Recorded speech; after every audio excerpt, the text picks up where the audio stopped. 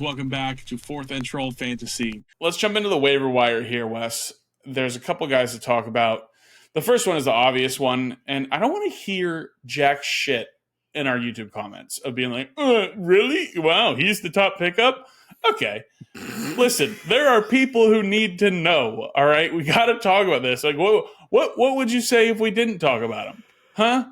Okay, sorry, we're going to talk about him. Isaac Guerendo, okay? Sorry, there was that one guy in our comments who was like, Anthony Richardson, a dud? Wow, okay, great insight, bro. And it was like, right, yeah, I remember if that you one. weren't paying attention and you saw his previous week performance, right, yeah, you'd probably think maybe I should start him. And then you called him a dud and needed a down game, and then we didn't call him a dud, and he had a good game. So Look guess at what? That.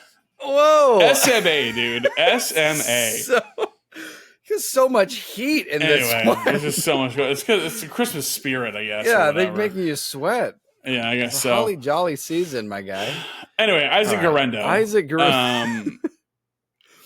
He's going to be the top running back in San Francisco. We saw him have a little bit of work when Jordan Mason went down in the game against Seattle this past year. He's seen work. He's been good. He's very quick. And it's a starting running back out on your waiver wire, and you should grab him. And nonetheless, it's a Shanahan running back. So I don't know if there's more to say beyond that.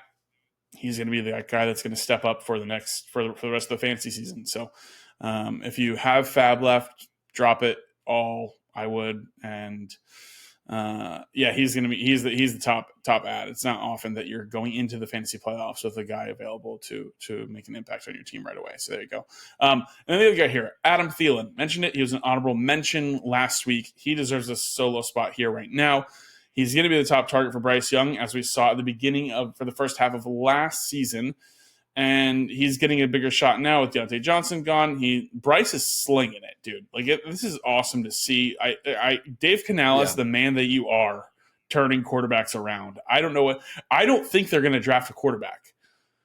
I think they're going to give him another year. I think they're going to take a top pick and surround and build that team up, build the defense or whatever it may be. But I think it's so exciting to see Bryce Young do well.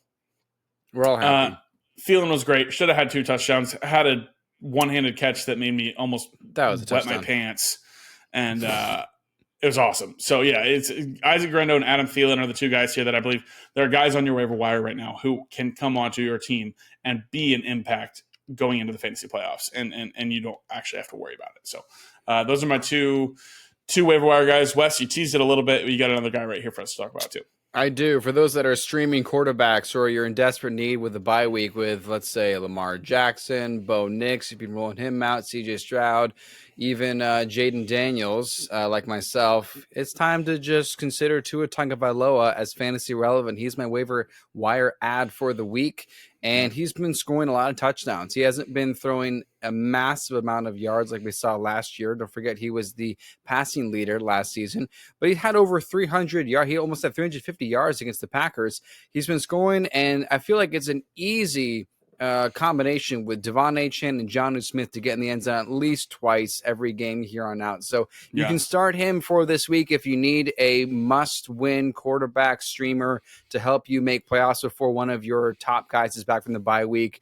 But the Dolphins offense is starting to look more like themselves, more like who they were last year. So Tua is my waiver wire ad for week 14.